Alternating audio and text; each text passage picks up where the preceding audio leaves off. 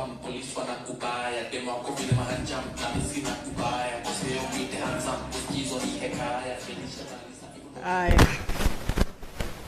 you very much, Ngugi. You know, I met Ngugi last year, a year ago, and I met him in Bondo town. So I know people have been asking, how did Ngugi become a senator all of a sudden? You have to come to Bondo.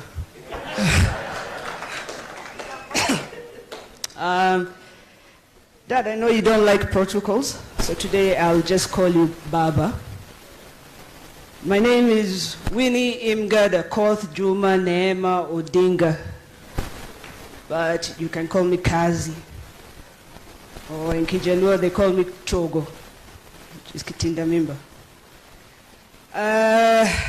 Baba, nimesikia watu wakisema ati hawezi bonga Sheng. That we've been treating in Sheng na Baba hawezi bonga Sheng. But hii ni msee wa Kanairo, hii ni msee wa Nairobi. Yeah? Wale wengine ni wa Kukamu. Yeah? Hakukuja hapa na gari ya matanga ama barua ya chief. Yeah? So wale wengine Nairobi kuna wenyewe, wale wengine wanaweza kutuuzia kuku ama something like that, but Nairobi ni yetu. I was asked to speak about my father, to tell a story that can bring out who he is as a person. So when I was thinking about it, I was wondering, what story could I really talk about? And I tried to remember the first memory I have of my father, which I'm going to tell you about today. You know, in our house, we're two sets of siblings. And my siblings have their own story, which is a very deep and sad story. So I will not speak about it today because it's not my story to tell. I remember when I was younger, he was always working.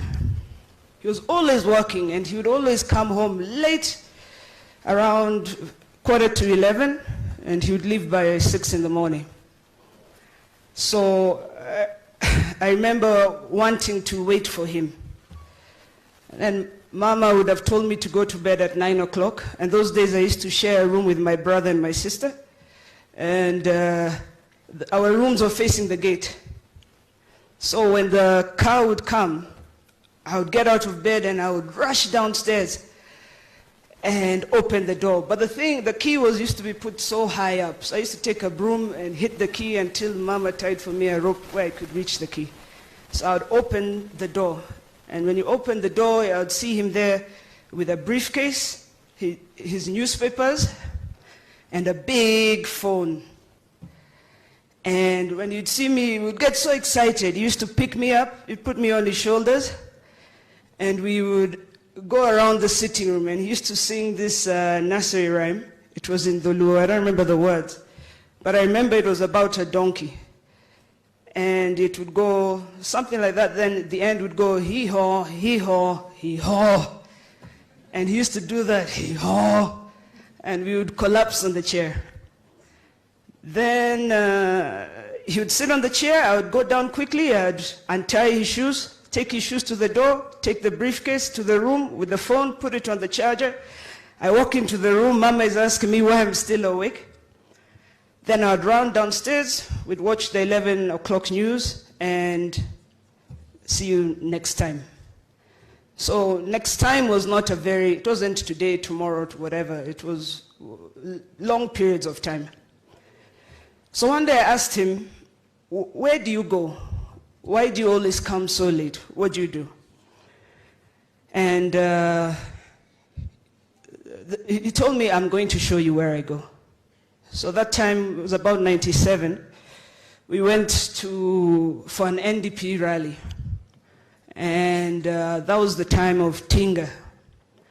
And he put me on the tractor he was on. And as the tractor was driving through, people were screaming and, excited, and I got so afraid. And he told me, don't be afraid, these are your people. And I asked him, what do you mean, my people? And he said, no, this is your family. And he said that if you live a good life, then they must live better than you. And if you think, thank you. If you think you deserve the best, then they deserve better. And if you walk around thinking you deserve the world, then you must give them the universe. And that story really has always stuck with me. Because it finally made sense where he was, where he's been going, and it really brought out the issue that he's a fighter.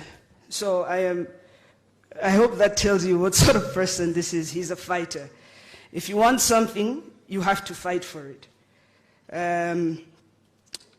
You know, I see young people complaining today about Kenya, but Kenya cannot be better if we do not fight for it. There's nobody who's going to make Kenya better for you. We're the ones to fight for it. So next year in 2022, there's going to be two outcomes. Either something very good will happen, or something terribly bad will happen. And so you have to get up and fight against those forces. In life, when we talk about things, there's nobody who's going to give anything to you, okay? Even if somebody comes to the church and gives you 10 million, that doesn't make you a millionaire, all right? We have to get up and we have to fight for it. There are things we want. We want jobs. Baba tunataka wera. We want jobs, real jobs, sustainable jobs. And that won't come for us sitting in the house. So sometimes naona huyu msee akifight, and I'm wondering, why doesn't he just stay at home with us? And I realized the fight is part of the fight. You have to join the fight and go with him. So hiyo mambo ya kukaa kwa nyumba ati msee fulani au fulani will fight for you, hizo ni jokes.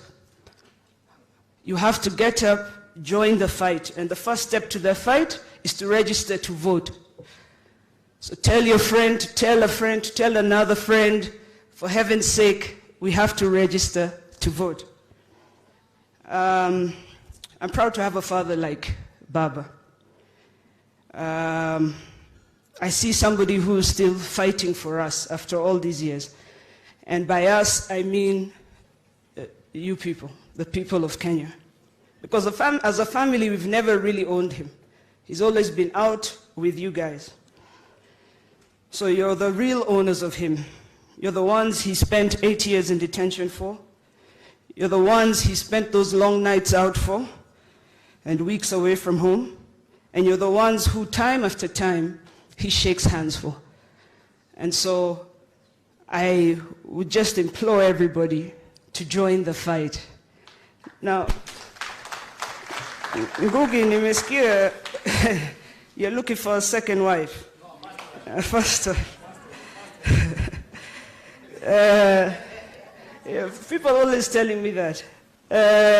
Tell them that I said Winnie Odinga will get married in 2022 on the lawns of State House. So, and you're all invited. So if you want that to happen, go register to vote. Thank you very much.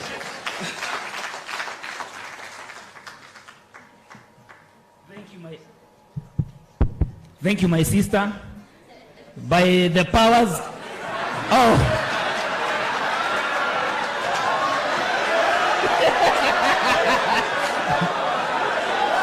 I